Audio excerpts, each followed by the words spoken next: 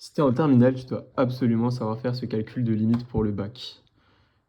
Si tu sais pas le faire, on va reprendre ensemble la méthode. Donc déjà, a priori, quand on regarde comme ça, racine de 2n plus 1, ça tend vers plus l'infini. Racine de 2n moins 1 fois moins 1, ça tend vers moins l'infini. On a du plus l'infini moins l'infini, c'est donc une forme indéterminée. Mais maintenant, comment lever l'indétermination? Ici, on a des racines qui nous dérangent. Donc, l'astuce qu'il y a à connaître quand on a du racine de a moins racine de b, c'est donc de multiplier et diviser par racine de a plus b. Donc c'est parti, on le fait.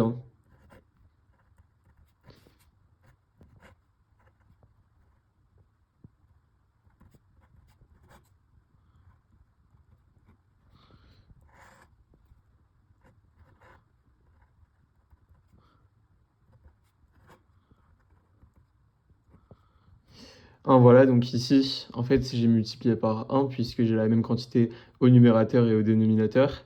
Et donc ici, j'ai une identité remarquable, j'ai quelque chose de la forme a moins b, facteur de a plus b. C'est donc égal à a carré moins b carré. Donc ici, ça, on va l'appeler un. On va dire que c'est une suite un. C'est donc égal à un.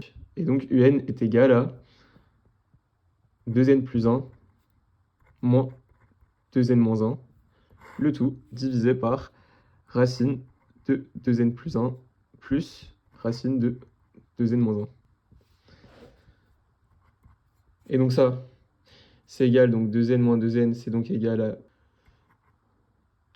2n moins 2n et moins, donc c'était donc égal à 2, divisé par racine de 2n plus 1